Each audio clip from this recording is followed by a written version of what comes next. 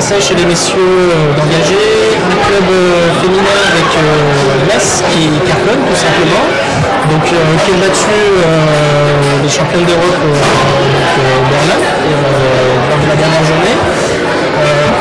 Je vais adresser à toi Thomas, la Ligue des Champions, quand tu étais joueur, est-ce que c'était la compétition que tu souhaitais jouer? Tu es toujours joueur, mais quand tu es... Ouais, alors après, c'est dur. Mais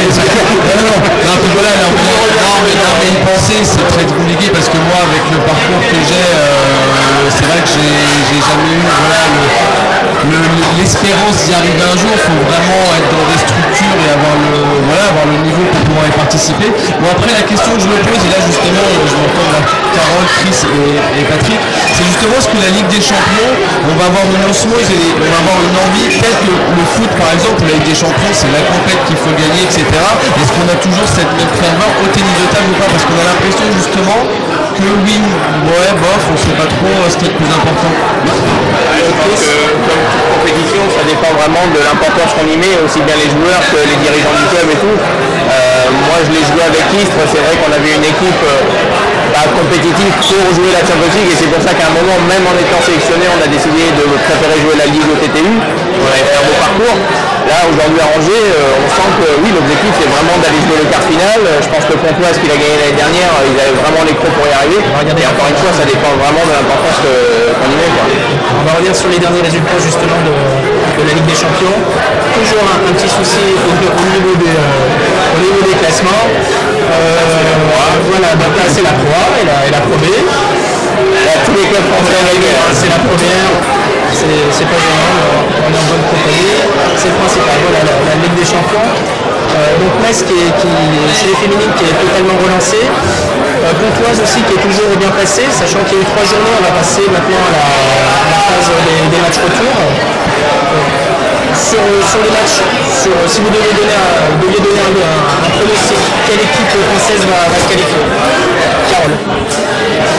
Qui vois-tu Les garçons, parce que je connais pas très bien les garçons. Est-ce que tu vois Metz Ils sont sur une bonne dynamique, donc je les vois bien passer. Chartres, j'ai du mal à les voir perdre aussi. Toi c'est pareil, donc les 3 clubs français, je les vois passer. Et Metz, je pense qu'ils ont vraiment une grosse équipe. Une grosse envie aussi de gagner cette Ligue des Champions, en tout cas de faire quelque chose en Ligue des Champions. Donc je les vois bien créer encore l'exploit au prochain match.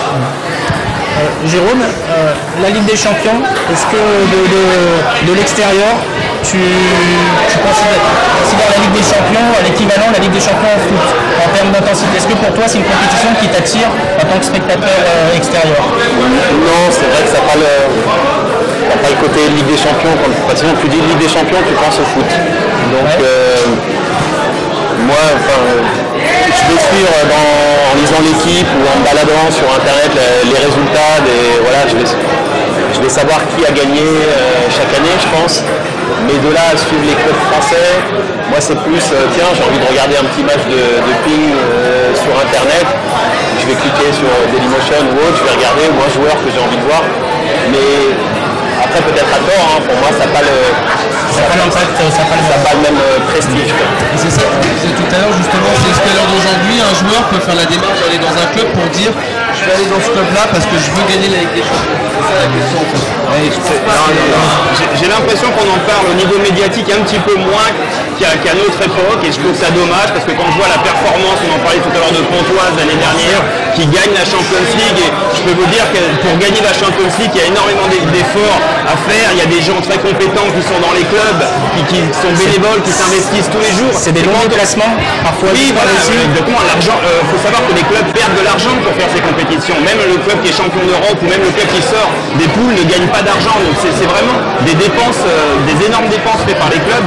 Et de voir que c'est pas du tout médiatisé, je trouve ça un peu lamentable parce que gagner une Champions League à l'heure actuelle, quand on voit les équipes, la force des équipes européennes, je trouve ça dommage qu'on n'en parle pas plus. Et pour revenir, excuse-moi Chris, pour revenir un petit peu sur la Pro A, ce qui est encore dommage une nouvelle fois, c'est qu'il n'y ait pas les résultats dans les médias. C'est que sur un peu sport, sur l'équipe TV, qu'il n'y ait pas de résultats. Alors moi j'adore le foot, mais quand on voit le Poiré survie, j'ai rien contre le Poiré survie, mais voilà, il y a les résultats de toutes les divisions. Faire des ennemis, oui, non, mais j'ai rien, mais c'est incroyable qu'il n'y ait pas les résultats d'une équipe, de la Pro A, de la Pro B.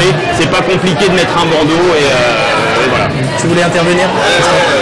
Revenir déjà sur le parcours de Chartres, parce que c'est vrai que c'est la poule où il y a le pool de surprise, mais il faut dire que Chartres a joué sans Downing pour l'instant. Il est revenu hier soir, il a joué même s'il n'a pas gagné ses 2 matchs. Il a été invaincu pendant, il a perdu qu'un match en 2 ans, Champions League et championnat compris, donc je pense que Chartres va finalement se qualifier.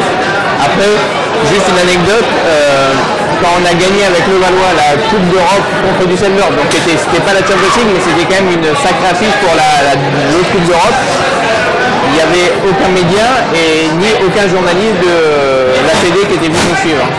Donc on s'était pris nos photos tout seul et on s'était fait un petit truc sympa après, c'est que Damien à l'époque, Damien Eloi avait une voiture cabriolet et on avait remonté les champs avec la coupe, avec sa voiture en criant on est les champions, mais parce qu'on voulait faire notre truc à nous. Et on avait passé un super moment, mais franchement c'est vrai, François qui gagne la Champions League, à l'époque où nous on avait gagné, ça s'appelait la Coupe d'Europe champion contre Charleroi, il y avait vachement de monde dans la salle, parce qu'à Le Valois il y avait 3700 personnes, mais c'était parce qu'il y avait cette rivalité France-Belgique, Le Valois-Charleroi. Aujourd'hui, il y a 2 clubs russes qui dominent, c'est vrai que ça fait pas rêver, c'est évident. Et la question que tu posais, est-ce qu'il y a un joueur qui peut dire allez je vais en Russie pour gagner la Champions League? Non, le joueur il va en Russie parce qu'il n'y a pas beaucoup de matchs et parce qu'il y a beaucoup d'argent aujourd'hui. D'accord. On va passer à la prochaine séquence. Donc, il y a eu les championnats d'Europe, mais il y a aussi la Coupe du Monde, donc qui s'est terminée la semaine dernière. Donc, il y a eu la Coupe du Monde dans un premier temps, Coupe du Monde dames, et il y a eu la Coupe du Monde messieurs, avec des faits qui cette fois ont fait le tour du monde. Donc on va revenir justement sur la Coupe du Monde. C'est parti, jingle tonton, Coupe du Monde, messieurs et dames.